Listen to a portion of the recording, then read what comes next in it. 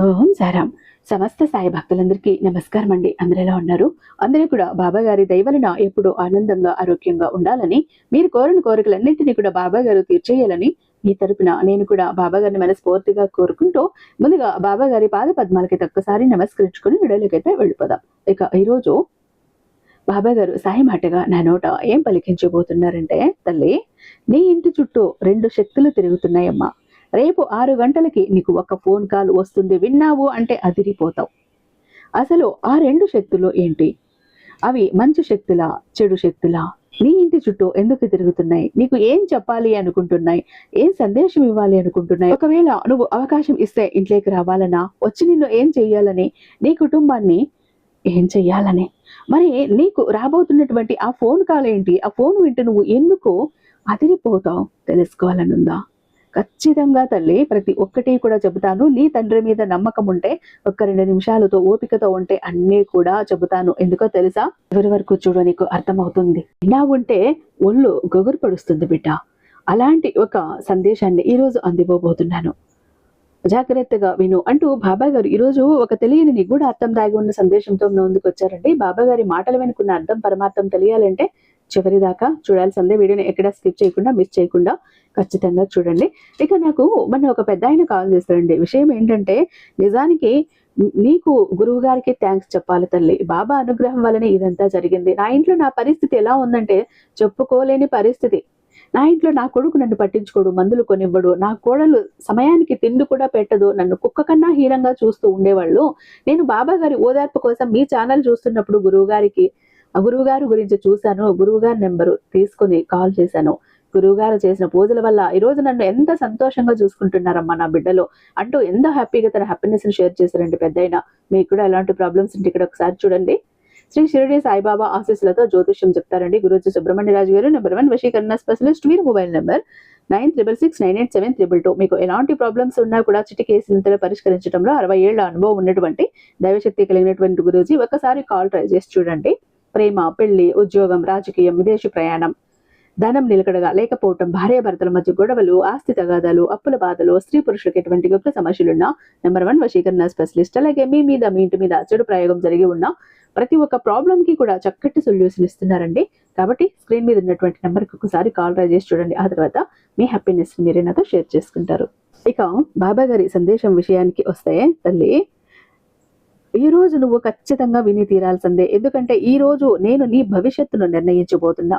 నిజంగా నీ సాయి మీద ప్రేమ ఉన్నా, నీ తండ్రి మీద గౌరవం ఉన్నా ఒక్క 2 నిమిషాలు విను. ఎందుకంటే ఇది నీ జీవితానికి, నీ భవిష్యత్తుకి సంబంధించినటువంటి ఒక ముఖ్యమైనటువంటి వార్త.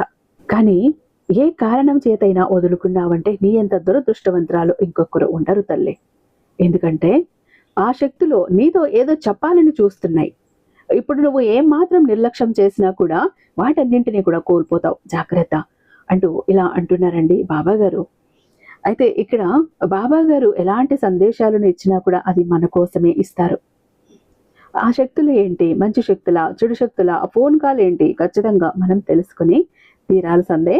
అందుకే బాబా గారు మరీ మనల్ని హెచ్చరిస్తున్నారు. మనము గనుక నిజంగా బాబా గారి భక్తులైతే ఒక్కసారి బాబా గారి మాటలు, సందేశాలు, సూచనలు అందుకని అలా బాబా గారి అడుగు జాడల్లో నడుచుకుంటూ వెళ్ళి బాబా గారి గొడుగు నీడు కిందకి చేరుకున్నాము అంటే ఇక రక్షణ కవచంలా మనల్ని రక్షిస్తాడు. ఇక ఆ తర్వాత మనల్ని ఏ కష్టమైనా కదిలించగలదా, ఏ ఆపద అయినా మనల్ని అల్లాడించగలదా, మొత్తం ఆయన చూసుకుంటాడు. రండి నా బిడ్డల్ని, మీరు ఏం చేస్తారో రండి, నేనున్నాను, నన్ను దాటి వెళ్ళండి అంటూ శ్రీరామ రక్షణ వలయంలో మనకు రక్షగా ఉంటాడు మన తండ్రి సాయినాథుడు. అయితే వీడియోలోకి వెళ్లే ముందు ఒక చిన్న రిక్వెస్ట్ అండి.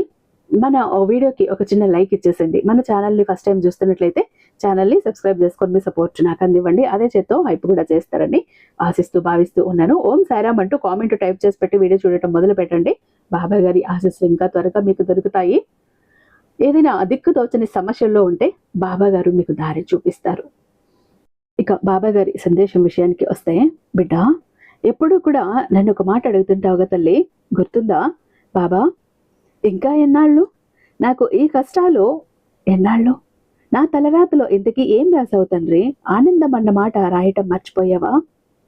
కష్టం అన్న మాట గుర్తించుకొని మరీ మరీ పదే పదే రాసేసావా తండ్రి? అసలు భూతద్దం పెట్టి వెతికినా కూడా ఆనందం అన్నది నా దరిదాపుల్లో కూడా కనబడటం లేదే. ఆనందం ఆమడ దూరంలో ఎక్కడో ఉంది కదా బాబా, నా దగ్గరికి రాదా? నాకు సంతోషం పడే యోగం అనేది లేదా? ఎప్పుడూ ఇలా కష్టాలతో బాధలతో కన్నీళ్లతో బతకాల్సిందేనా? ప్రతి ఒక్క విషయంలో కూడా ఇలా అల్లాడిపోవాల్సిందేనా? డబ్బు విషయంలో కానీ ఆనంద విషయంలో కానీ నేను ఏది అనుకున్నా కూడా ఒక్క పని కూడా జరగటం లేదు. కానీ జరగకపోవటం అటుంచితే ఏదైనా తండ్రి నా దాకా ఏది రావటం లేదు. ఎందుకు తండ్రి మంచి రాత రాయటం మర్చిపోయావా? నా తలరాతలో ఆనందం అన్న మాటని రాయటం మర్చిపోయావా? ఇంకా ఎన్నాళ్ళు తండ్రి నేను ఎప్పుడైనా కూడా ఒక శుభవార్త అయినా వింటానేమో అని ఎదురు చూస్తున్నాను. నా చెవిన ఆ శుభవార్త అన్నది పడదే. నా చెవులు అంత పాపం చేశాయా? శుభవార్తకు కూడా నోచుకోనటువంటి చెవులా నావి? బాబా, నా జీవితం ఇంతేనా? ఎప్పుడూ కన్నీళ్లమయం అంతేనా? కష్టాలమయమేనా? నాకంటూ ఏది సంతోషాలు సుఖాలు ఇవ్వవా? ఈ డబ్బు సమస్యలతో అల్లాడిపోతున్నానయ్యా. ఎంత నరకం పడాలి?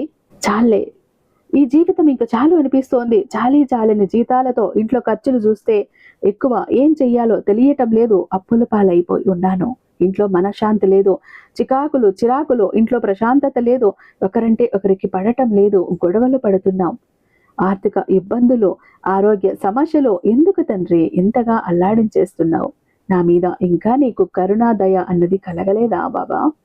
ఇంకా ఎంతకాలం తండ్రి? నీ మనసు ఇంకా చల్లబడలేదా అంటూ ఏడుస్తూ కన్నీళ్లతో నన్ను నిలదీసేశావు కదా బిడ్డ. నీ కష్టాలు బాధలు నీ సాయి చూడకుండా ఉంటాడా చెప్పు? వాటిని తీర్చే ప్రయత్నం చెయ్యకుండా ఉంటాడా? ఉండగలడా చెప్పు? చేస్తున్నాడు. కానీ నువ్వు గుర్తించటం లేదు. నీ సాయి చేస్తున్నటువంటి సహాయాలు నువ్వు గుర్తించటం లేదు. నీ కంటికి కనపడటం లేదు. నీకోసమే ఏరి కోరి నీకోసమే నేను ఒక శక్తిని పంపించాను. ఆ శక్తి నీ ఇంట్లోకి రావాలని తహతహలాడిపోతోంది, ఆరాట పడిపోతోంది. నువ్వు అనుమతిస్తే ఇంట్లోకి గల్లున అడుగు పెట్టాలని చూస్తోంది. నువ్వు స్వాగతిస్తే నీ ఇల్లు సిరి సంపదలతో నింపేయాలని చూస్తోంది. నీ ఇంట్లో ఆనందం తాండవం చేసేలా చెయ్యాలని అనుకుంటోంది తల్లి. కానీ నువ్వే గుర్తించటం లేదు. నన్ను ఏం చెయ్యమంటావు? ఆహ్వానించటం లేదు నువ్వే. పైగా నీ తండ్రిని, నీ సాయిని నిందించేస్తున్నావు కదా.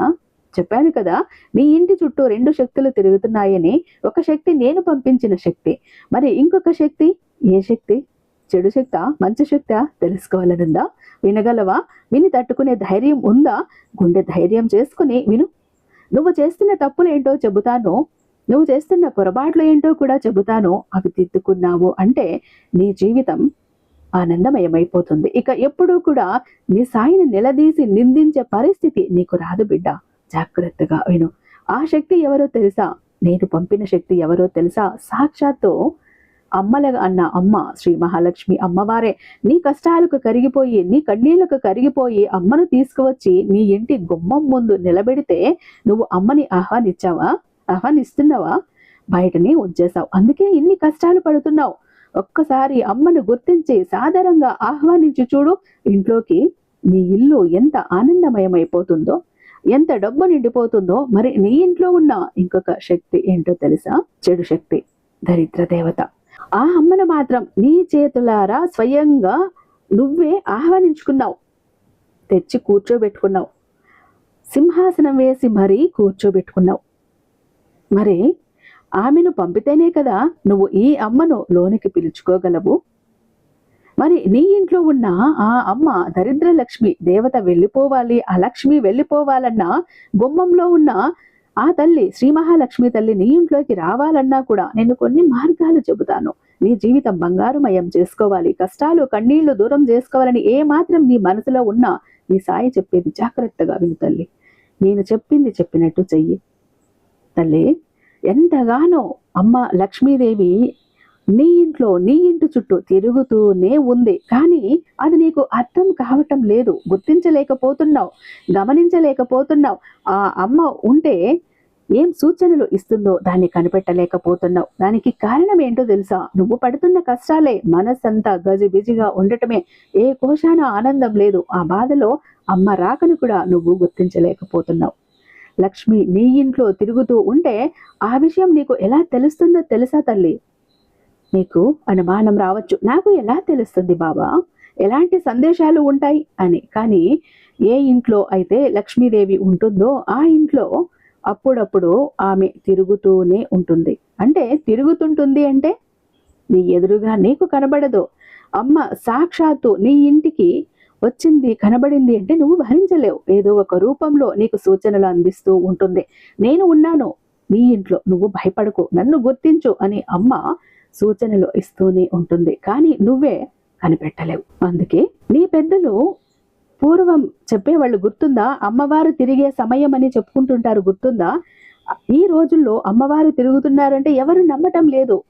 అసలు అమ్మవారు ఇంట్లో తిరుగుతున్నారని గ్రహించే శక్తి కూడా మనుషులకి చాలా తక్కువగా ఉంది తల్లి. అలా అమ్మవారి రాకను గుర్తించాలి అంటే ఎంతో సాధన చెయ్యాలి, ఎంతో మనసుని స్థిమితంగా ఉంచుకోవాలి. యోగులకి, సిద్ధ పురుషులకి, పుణ్యాత్ములకి, వారికి మాత్రమే అమ్మవారు ఇంట్లో తిరుగుతున్నారు అన్న విషయం సులభంగా అర్థమవుతుంది. కానీ సాధారణమైన మనుషులకి, మానవులకి అస్సలు పసిగట్టలేరు బిడ్డ. ఎందుకంటే సాధారణ మనుషులకి అలాంటి జ్ఞానశక్తి ఉండదు. ఎంతసేపు నా బాధలు, నా కష్టాలు, నా అగచాట్లు, నేను అక్కడ డబ్బు కట్టాలి, ఇక్కడ డబ్బు కట్టాలి, నా కష్టాలు ఏంటి, నా బాధలు ఏంటి అని బాధపడటంలోనే సరిపోతుంది. మనసు, మెదడు అన్నీ కూడా అలా చిరాగ్గా గజిబిజిగా ఉంచేసుకుంటూ ఉంటే ఇక దైవశక్తిని ఎలా గుర్తించగలవు తల్లి? అవన్నీ తీసి పక్కన పెట్టు. ఒక్క 10 నిమిషాలు, ఒక్క 20 నిమిషాలు ప్రశాంతత స్థితికి చేరుకున్నావు అంటే నీ ఇంట్లో ఉన్నది దుష్ట శక్తి తిరుగుతోందా, లేదా చెడు శక్తి తిరుగుతోందా, మంచి శక్తి తిరుగుతోందా, సాక్షాత్తు భగవంతుడే, అమ్మవారే వచ్చారా అన్నది నువ్వు గ్రహించగలుగుతావు. కానీ అంత తీరిక నీకు ఎక్కడిది తల్లి? అస్సలు లేదు. ఇక నీకు అమ్మవారు ఇంట్లో ఉంటే కొన్ని సూచనలు అయితే తప్పకుండా ఇస్తూ ఉంటుంది తల్లి. అవి గనక నువ్వు పసిగట్టావు అంటే ఇక నీ ఇల్లు లక్ష్మీ నివాసం అయిపోతుంది. లక్ష్మి నీ ఇంట్లో నివాసం ఏర్పరచుకుంటుంది. సిరి సంపదలతో గల్లు గల్లున తాండవం చేస్తుంది. అమ్మవారు ఆ ఇంట్లో తిరుగుతూ ఉండిపోవాలి, నీ ఇంట్లోనే శాశ్వతంగా ఉండిపోవాలి, నీ ఇంట్లో స్థిర నివాసం ఏర్పరచుకోవాలి అంటూ సంబరపడిపోతుంది. అది ఎప్పుడు జరుగుతుంది? అమ్మ అలా ఎప్పుడు ఆశపడుతుంది? అమ్మను నువ్వు గుర్తించినప్పుడు, అమ్మ రాకను గుర్తించినప్పుడు, అమ్మను సాదరంగా ఆహ్వానించినప్పుడు, అమ్మకు నచ్చినట్లు నీ ఇంట్లో ఉన్నప్పుడు, నువ్వు ఉన్నప్పుడు ఇదంతా కూడా నువ్వు అలా ఉంటే సాధ్యమవుతుంది. ఆ శ్రీ మహాలక్ష్మీదేవి అంటే సాక్షాత్తు ధనానికి అధిపతి కదా తల్లి.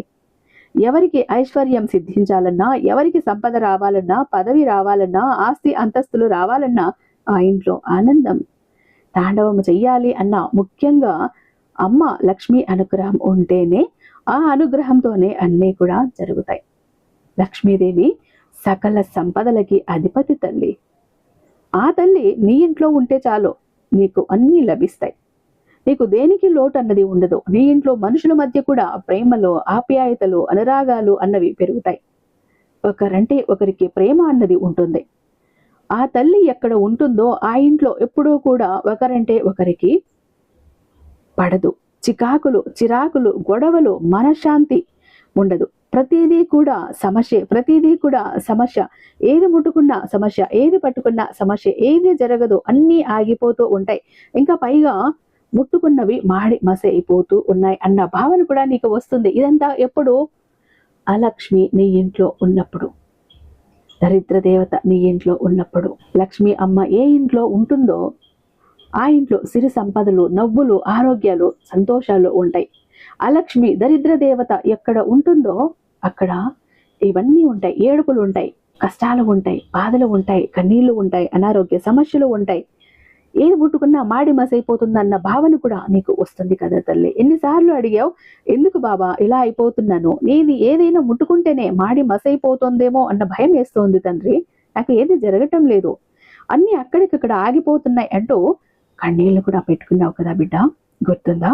ఈ దేవి ఎప్పుడు నీ ఇంట్లో ఉండదో, దైవశక్తి ఎప్పుడు నీ ఇంట్లో ఉండదో అప్పుడు అలా ఈ దుష్టశక్తి నీ నెత్తి మీదకి ఎక్కి శివతాండవం చేస్తుంది, నాట్యం ఆడుతుంది. ఆమె చేతిలోకి నువ్వు గనక చిక్కిపోయావు అంటే, దొరికిపోయావు అంటే తన ఇష్టానికి నిన్ను ఆడించేస్తుంది. తనకు ఎలా కావాలో అలా నిన్ను మార్చుకుని తనకు అనుగుణంగా నిన్ను ఆడిస్తుంది. ఇక ఆమె చేతిలో నువ్వు కీలు బొమ్మలా మారిపోతావు. ఆ దరిద్ర దేవత నీ మీద ఎంత ప్రభావం చూపుతుంది అంటే తల్లి, మంచిని మర్చిపోతావు, మానవత్వాన్ని మర్చిపోతావు, ప్రతి ఒక్కటి కూడా మర్చిపోతావు. ఏదీ జరగదు, ఏమి అనుకున్నా కూడా అన్నీ కూడా నష్టమే. ఇలా ఉంటుంది తల్లే. నీకు కావాల్సింది లక్ష్మీదేవి అనుగ్రహమా? అమ్మ నీ బయట ఉంది, నీ ఇంటి గుమ్మం బయట ఉంది, కార్చుకొని ఉంది, ఎదురు చూస్తూ ఉంది. ఎప్పుడు పిలుస్తావా? ఎప్పుడు ఇంట్లోకి స్వాగతిస్తావా? ఆహ్వానం పలుకుతావా? గల్లు గల్లున సిరి సంపదలతో, గజ్జల శబ్దంతో, బంగారపు మూటలతో నీ ఇంట్లో అడుగు పెట్టి నీ నట్టింట్లో తిష్ట వేసుకుని కూర్చోవాలి శాశ్వతంగా అనుకుంటోంది.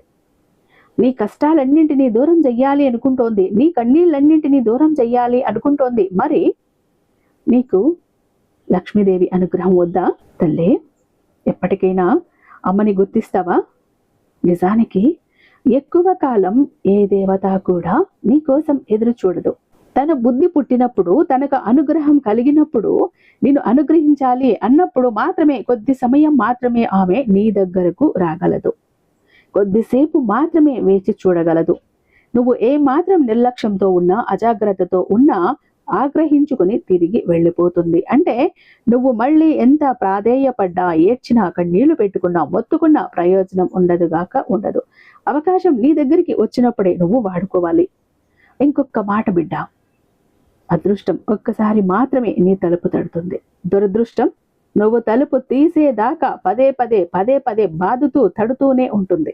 అదృష్ట దేవతకి, దురదృష్ట దేవతకి తేడా ఇదే. కాబట్టి ఒక్కసారి వచ్చిన అదృష్టాన్ని నువ్వు ఉపయోగించుకున్నావు అంటే ఇక నువ్వు మహారాజువే, మహారాణివే. ఇక నీకు కుబేర యోగం పట్టినట్టే. నీ జీవితంలో ఇక దేనికి లోటు అన్నదే ఉండదు. నువ్వు నాకు ఇది కావాలి మనసా అంటే క్షణాల్లో, చిటికెలో నీ ముందుకి వస్తుంది. అదే నిజమై తీరుతుంది. ఎప్పుడు?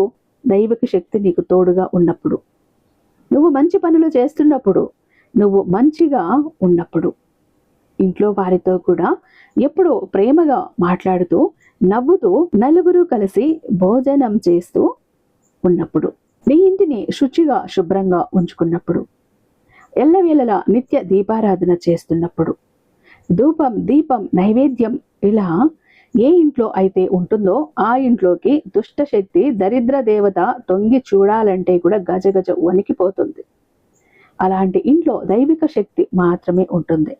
దైవిక శక్తి ఎక్కడ ఉంటుందో అక్కడ నీకు ఇంకా అంతా కూడా అమృత గడియలే, అమృత యోగమే. ఏ ఇంట్లో అయితే ఒకరంటే ఒకరికి ప్రేమ, గౌరవం, అభిమానాలు ఉంటాయో, తోటి వారిని గౌరవిస్తారో, ఆపదలో ఉన్న వారిని ఆదుకుంటారో, ఆకలితో ఉన్నవారికి అన్నం పెడతారో, దాహంతో ఉన్నవారికి దప్పిక తీరుస్తారో, అలాంటి వారి ఇంట్లో సాక్షాత్తు అమ్మ గల్లు గల్లును నడుచుకుంటూ వచ్చి తిష్ట వేసుకుని మరీ కూర్చుంటుంది. వెళ్ళమన్నా వెళ్ళదు. నువ్వు చేస్తున్న తప్పులేంటో తెలుసా తల్లి? నువ్వు చేస్తున్న పొరపాట్లు ఏంటో తెలుసా? నీ ఇంట్లో చీటికి మాటికి గొడవలు, కన్నీళ్లు, అరుచుకోవటాలు, అస్తమానం గొడవలు. ఏ ఇంట్లో అయితే ఉంటాయో, ఏ ఇంట్లో అయితే స్త్రీ కన్నీళ్లు పెట్టుకుంటూ ఉంటుందో, శోకిస్తూ ఉంటుందో, ఆ ఇంట్లో ఎప్పుడు కూడా నరకమే. ఎప్పుడు కూడా దరిద్ర దేవత అలాంటి చోట తిష్ట వేసుకుని కూర్చుంటుంది. ఆ ఇల్లు ఎప్పుడూ కూడా ఎక్కిరాదు. ఆ ఇంట్లో ఏది కూడా నష్టమే. ఇంట్లో ఒకరంటే ఒకరికి పడదు.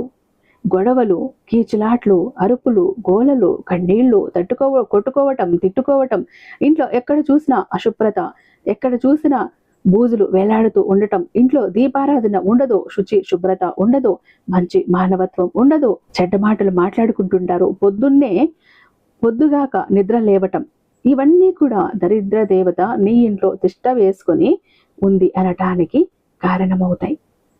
నువ్వు ఈ తప్పులు చేయటం వల్ల దరిద్ర దేవతకి సింహాసనం వేసి మరీ కూర్చోబెట్టావు తల్లి. పెద్ద దేవతగా ఆమెను ఇంట్లో నెత్తికి ఎక్కించుకున్నావు. ఆమె వెళ్ళిపోతే కానీ లక్ష్మీ అమ్మవారు రాదు. ఇద్దరు ఒక్క చోట ఉండలేరు. ఎక్కడ దరిద్ర దేవత ఉంటుందో ఆ ఇంట్లో లక్ష్మీదేవి అడుగు పెట్టదు. నువ్వు ముందుగా ఈమెను తరిమి కొట్టు, ఈ దరిద్ర దేవతను తరిమి కొట్టు. ఈ దరిద్ర దేవత ఎక్కడ ఉంటుందో తెలుసా? ఒక్కసారి ఆమెను అడిగినప్పుడు ఏం చెప్పిందో తెలుసా తల్లే? నాకు పులుపు అంటే ఇష్టం, కారం అంటే ఇష్టం.